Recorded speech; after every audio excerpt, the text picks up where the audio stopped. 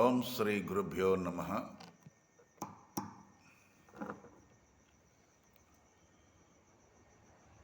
శ్రీకృష్ణ పరబ్రహ్మణే నమః.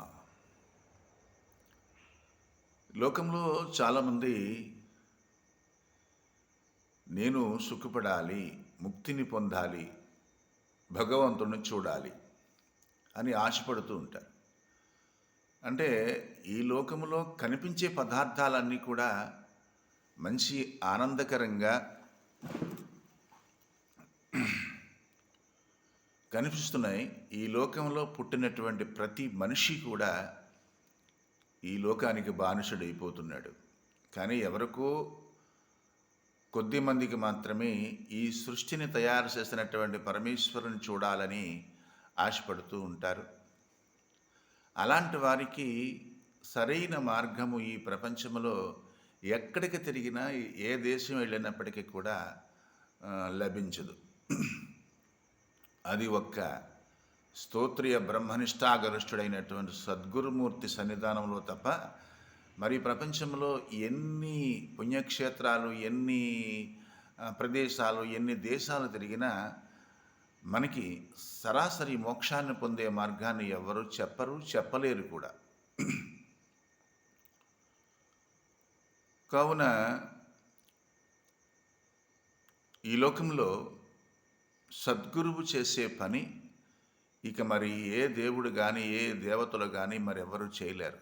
ఏం చేతనంటే అందరూ కూడా వాళ్ళ యొక్క స్వభావాన్ని బట్టి పూజింపబడుతూ ఉంటారు. జనాలందరూ కూడా నాకు అది కావాలి, ఇది కావాలని చెప్పేసి పూజిస్తూ ఉంటారు. అనేకమైనటువంటి గొంతమ్మ కోరికల చేత భగవత్ ఆరాధనలు, అది రాముని కానీ, కృష్ణుని కానీ, శివుని కానీ, రకరకాల దేవుళ్ళందరినీ పూజ చేస్తూ ఉంటారు. ఇవన్నీ కూడా కోరికలతో కూడినటువంటి భక్తి. ఈ భక్తి వలన ముక్తి అనేటువంటిది లభించదు. ఏదో పుణ్యం లభిస్తుంది, సుఖం లభిస్తుంది, లోకంలో ధనవంతుడై పుట్టడమో, లేకపోతే అందగాడై పుట్టడమో, లేకపోతే ఏదో ఒకటి జరుగుతుంది. అంతేగాని భగవంతుని చూసే మార్గము మనకి లభించదు. పైగా జన్మరహస్యం గురించి మనకు తెలియదు.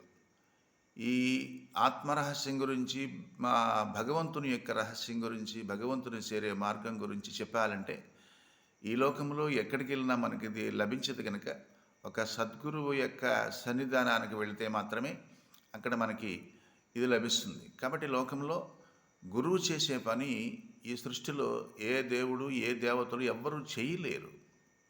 అందుకనే గురునాం సర్వలోకానాం అంటే గురుమూర్తి, ఆ సద్గురుమూర్తి ఎవరైతే ఉన్నారో ఆయన అందరికంటే మొదటివాడు, పూజ్యుడు. సమస్త దేవతలు కూడా ఆ సద్గురుమూర్తిని పూజిస్తూ ఉంటారు. కావునే ప్రప్రదంగా మనకి మోక్షాకాంక్ష ఉంటే సరాసరి సద్గురుమూర్తి దగ్గరికి వెళ్ళాలి. మనకు ఎదురుగా కూర్చొని చక్కగా మన జీవిత పరమార్థం గురించి ప్రశ్నిస్తూ వారు చెప్పినటువంటి విషయాలన్నింటినీ కూడా తూచా తప్పకుండా ఆచరిస్తూ ఉండాలి. ఆచరించినప్పుడు మాత్రమే మనకి యథార్థమైనటువంటి మార్గం గోచరిస్తుంది. కాబట్టి ఈ సద్గురుమూర్తి అనేటువంటి మహానుభావుడు చేసే మేలు ఈ సృష్టిలో ఇంకెవరూ చేయలేరు. ఎంచేతనంటే 84 లక్షల జీవరాశులన్నీ కూడా సృష్టి అనేటువంటి భవరోగంలో పడి పునరపి మరణం, పునరపి జననం, పునరపి జఠరే శయని అనేటువంటి విధంగా యంత్రాన్ని తగులుకున్నటువంటి పురుగులు లేక పుట్టడం, సావడం, పుట్టడం, సావడం, పుట్టడం, సావడం అనేటువంటి భవరోగంలో పడి కిలకిలా తన్నుకుంటూ ఉంటే ఆ సద్గురుమూర్తి ఈ సృష్టి అనే చక్రంలో పడకుండా ఆపేస్తాడు.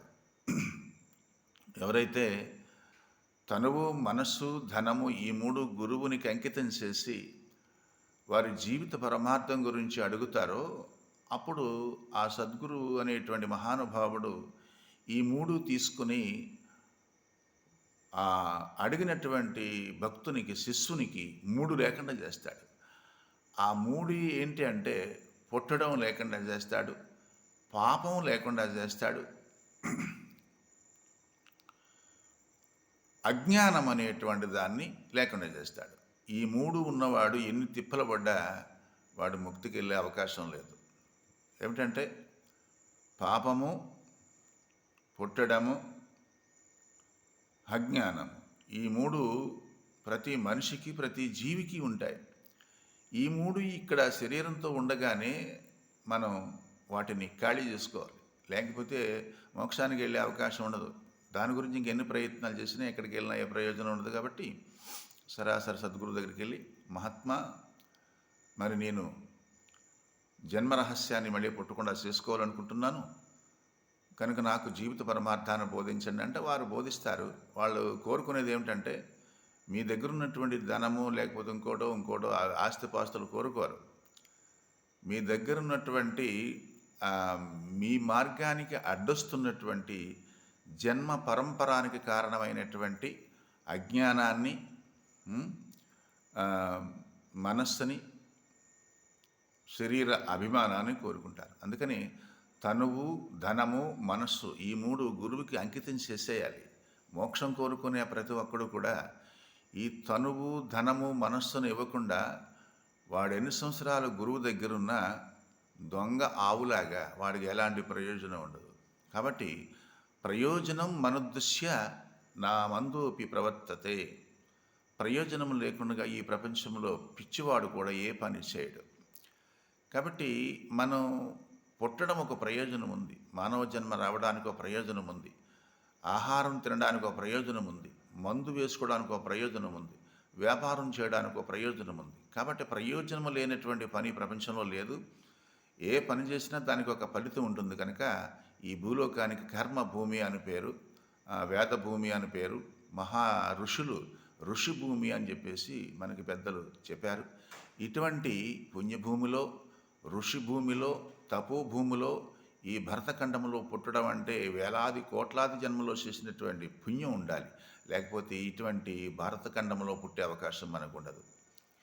కావున ఈ తనువు, ధనము, మనస్సు గురువుకి ఇవ్వకుండా నేను నామాలు పెడుతున్నాను, నేను భజనలు చేస్తున్నాను, నేను పూజలు చేస్తున్నాను, మరి నేను చాలా కాలం నుంచి గురువు దగ్గర ఉన్నాను, 100 సంవత్సరాల నుంచి గురువు దగ్గర ఉన్నాను, నేను మహాజ్ఞాని అయిపోయాను అనుకుంటారు చాలామంది. అది పొరపాటు.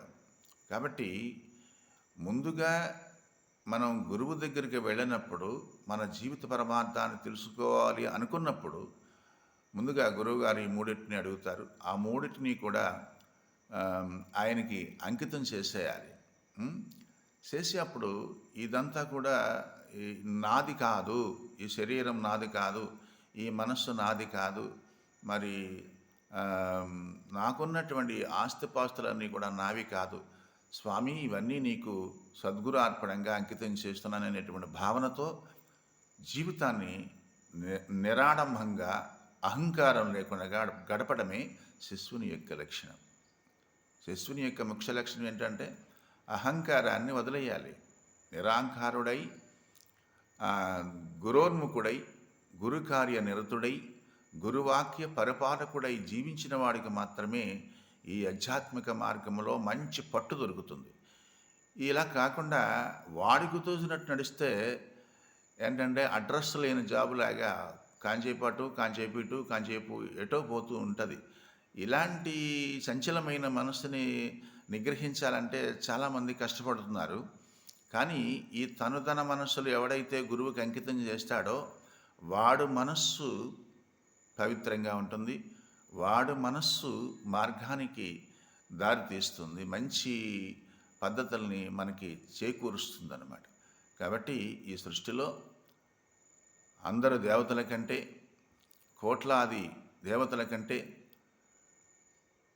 శ్రీ సద్గురుమూర్తి సర్వదేవమయుడు. అంటే ఎవరైతే మనం స్తోత్రీయ బ్రహ్మనిష్టాగరుటైనటువంటి సద్గురుమూర్తి అనుకుంటామో అలాంటి మహానుభావుని యొక్క శరీరంలో సమస్త దేవతలు, సమస్త ఋషులు, సమస్త శక్తులు, అనేకమైనటువంటి దేవుళ్ళు ఆయన శరీరంలో ఇమిడిపోయి ఉంటారు. కనుకనే ఒక్కసారి ఆయనకి నమస్కరిస్తే మోక్షం అన్నారు కదా. గురునాం దర్శనం పుణ్యం, స్పర్శనం పాపనాశనం, సంభాషణం కోటి తీర్థ మహాపుణ్యం, వందనం మోక్షదాయకము. అని శాస్త్రం చెప్పింది. ఒక్కసారి గురువుగారిని దర్శనం చేసుకుంటే సకల పాపాలు నశించిపోవడం అనేది నిజం. ఒక్కసారి ఆయన్ని మనం పాదాభివందనం కానీ చేసినట్లయితే మనం 1,000,000 మంది సృష్టిలో ఉన్నటువంటి దేవతలందరికీ నమస్కారం అయిపోతుంది. ఒక్కసారి ఆయనతో సంభాషణ చేసామనుకోండి, 1,000,000 వేదాలు చదివినటువంటి 1,000,000 శాస్త్రాలు పఠించినటువంటి మహాఫలితం వచ్చేస్తుందన్నమాట. ఒక్కసారి ఆయనకి మనస్ఫూర్తిగా సాష్టాంగ నమస్కారం చేస్తే ఇక అసాంఖ్యమైనటువంటి యజ్ఞాలు చేసినటువంటి పుణ్యము, మోక్షము కరతలమవుతుంది. అంచేత ఈ గురువు గారికి ఒక్కసారి నమస్కరిస్తే మోక్షమే కరతలమకలమై ఉన్నప్పుడు మరి నిరంతరము ఆయన దగ్గర ఉండి ఆయన కార్యక్రమాలు, ఆయన యొక్క భావ శుశ్రూష, అంగ శుశ్రూష, ఇటువంటి 4 విధాలు శుశ్రూషలు చేసే శిష్యులకి ఇక మోక్షం గురించి దిగిలి పెట్టుకోవలసిన పని లేదు. కనుక జిజ్ఞాసువులు, ముముక్షువులు అందరూ కూడా ఈ విషయాన్ని గమనించి తనువు, ధనము, మనస్సు గురువు గారికి అంకితం చేసి ఎలాంటి గర్వం లేకుండా ప్రవర్తించినప్పుడు మాత్రమే మీకు దైవానుగ్రహం, గురువానుగ్రహం లభించి అందరూ మోక్షాన్ని పొందగలరు. స్వస్తి. మరి ఈ వీడియో మీకు నచ్చినట్లయితే లైక్ చేయండి. దయచేసి మా వీడియోను సబ్స్క్రైబ్ చేయండి.